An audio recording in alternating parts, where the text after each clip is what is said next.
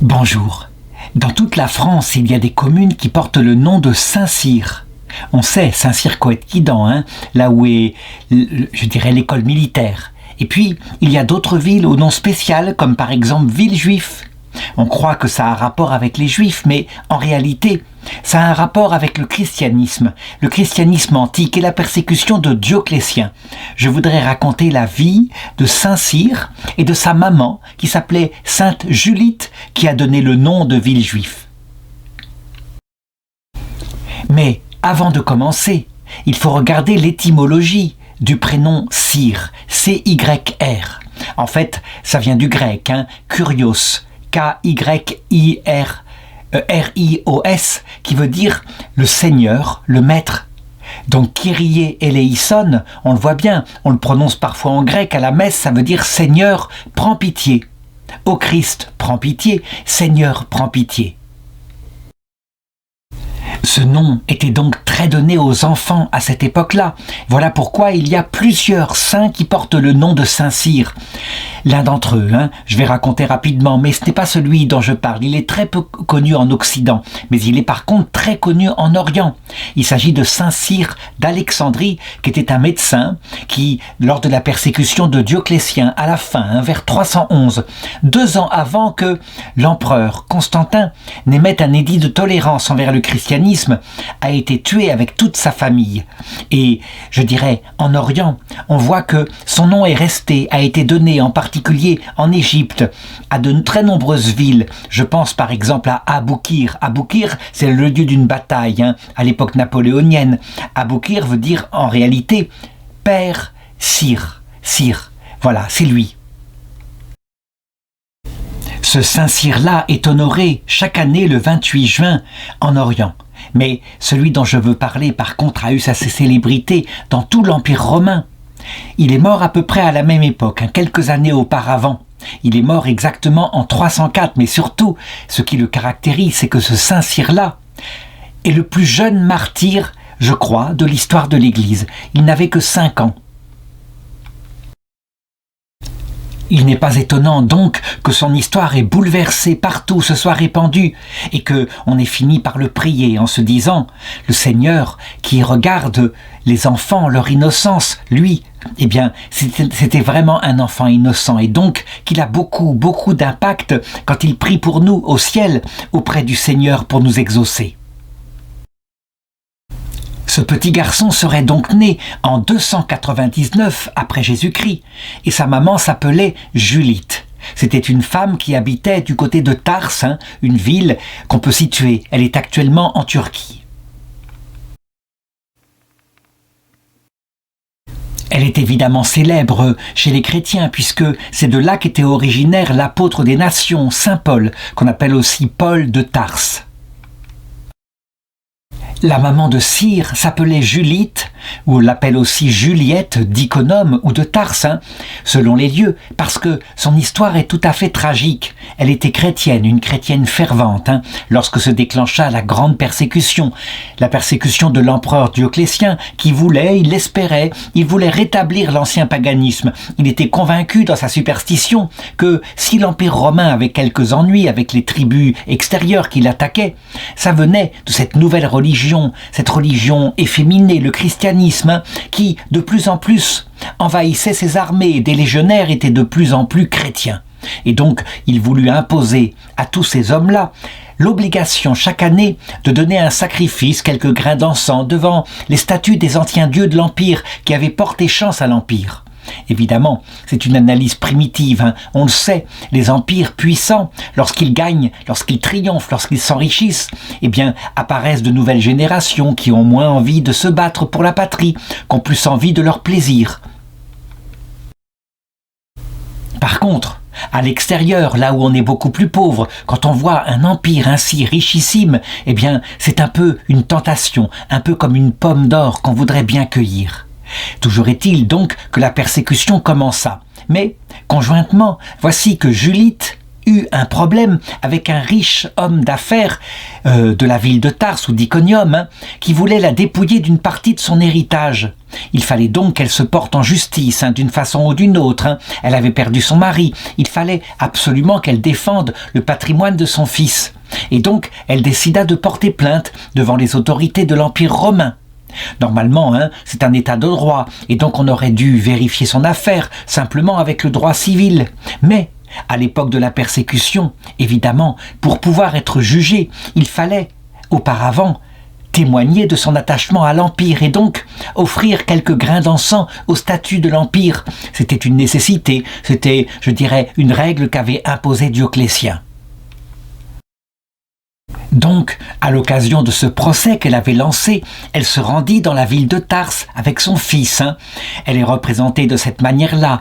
Évidemment, c'est une statue imaginaire beaucoup plus tardive, mais on voit bien qu'elle avait des vêtements magnifiques. Elle n'était pas une femme de la pauvreté. Elle était même probablement, peut-être, citoyenne romaine. Et donc, quand elle arriva au tribunal, évidemment, elle fut prise au piège. On demandait à tous ceux qui avaient une affaire à plaider de donner quelques grains d'encens, de le faire publiquement. Et elle, évidemment, il n'était pas question qu'elle le fasse. Elle n'avait comme Dieu que Jésus-Christ. Et donc, elle refusa absolument. Ce qui fit que, évidemment, elle fut repérée comme chrétienne. On l'interrogea sur place, et elle l'affirma, « Oui, je suis chrétien, je n'offre pas de sacrifice à des faux dieux, des dieux qui n'existent pas, c'est ainsi. » Et sa détermination était totale, si bien qu'elle fut arrêtée. Et son petit garçon qui était là, à sa main, il avait 5 ans, je l'ai dit, eh bien, il fut stupéfait par cela, et il se mit à crier dans le tribunal, « Moi aussi, je suis chrétien, moi aussi, je suis chrétien. »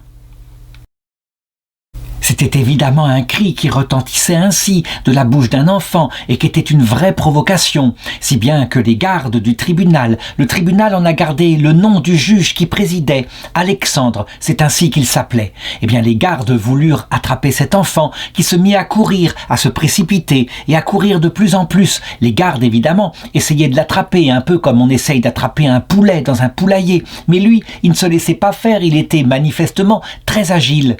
Et donc, c'est ainsi que la chose dura quelque temps, au grand énervement des gardes, au grand énervement du juge. C'était une provocation, et cet enfant qui ne cessait de crier « Moi aussi, je suis chrétien !» pour défendre sa mère, évidemment, mais aussi pour défendre sa foi qu'elle lui avait enseignée. Ce qui s'est passé par la suite, évidemment, ne peut s'expliquer que par un énervement. Je veux dire par là que les soldats humiliés ne prirent pas cela avec humour, loin de là. Mais, véritablement, peut-être parce que la foule riait, elle, eh bien, ils furent profondément humiliés. Et quand enfin, ils réussirent à attraper l'enfant, l'un des gardes l'attrapa par les pieds et le lança, le fracassa comme ça, et le tua de cette façon-là. Ce n'est pas une chose habituelle, évidemment, dans un état de droit.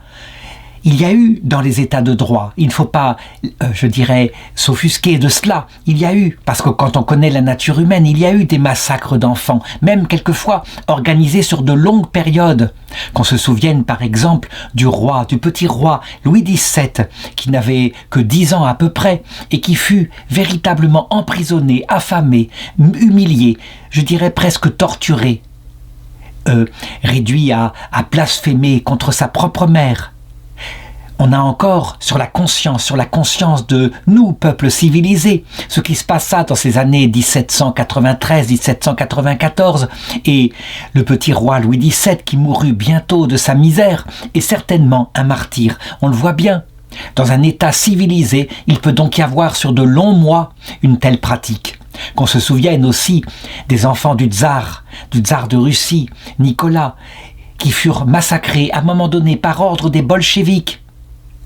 On n'eut aucune pitié pour les princesses qui, elles, étaient des jeunes filles, mais aussi et surtout pour le petit garçon, le successeur.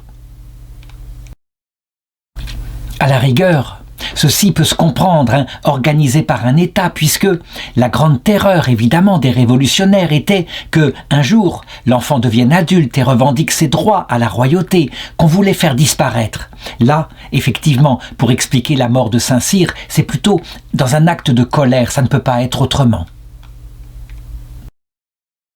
Le récit, en tout cas, toucha le cœur des mères partout dans l'Empire et des toiles magnifiques furent représentées où on voit Julite, la maman, qui est là devant le corps de son enfant tout ensanglanté et qui pleure, évidemment. Mais en ce qui la concerne, eh bien, jamais elle ne renia sa foi. Elle resta digne ainsi et ferme, n'ayant plus qu'une idée peut-être, rejoindre le Christ et rejoindre son enfant. Et d'ailleurs, elle fut exaucée quelque temps plus tard puisque, à son tour, elle fut exécutée.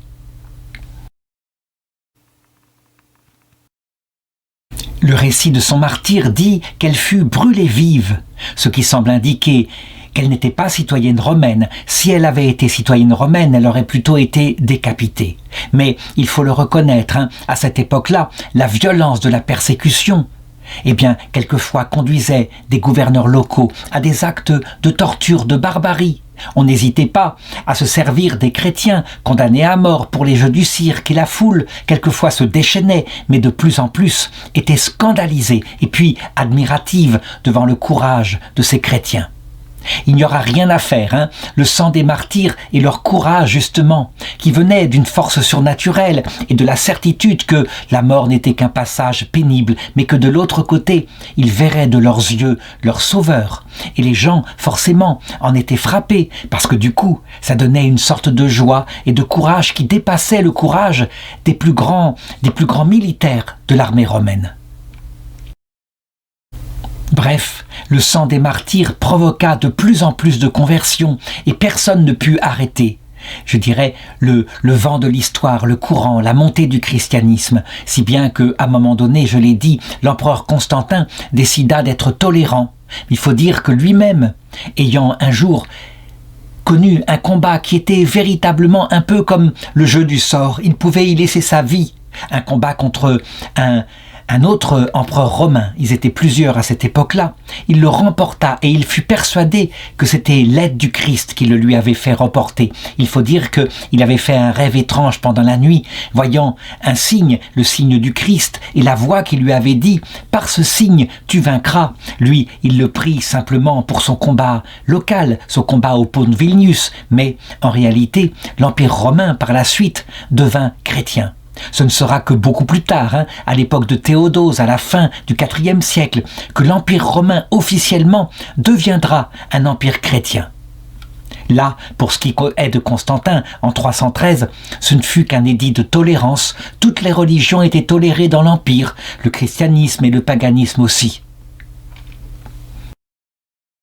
Saint-Cyr donc a été honoré, et particulièrement dans la partie occidentale de l'Empire, sous le nom de Saint-Cyr ou de Saint-Kyris parfois. Et quant à sa maman Julite, elle a donné le nom à la ville de Villejuif. En réalité, en latin, Villejuif, ça se disait Villa Julitae. Donc, c'est bien elle.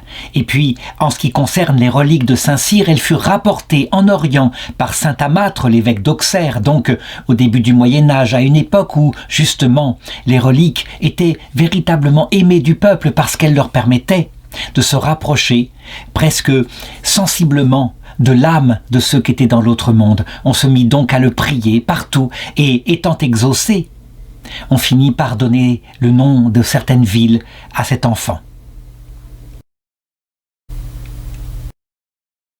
On finit par donner le nom de cet enfant à certaines villes de plus en plus nombreuses, principalement en Gaule.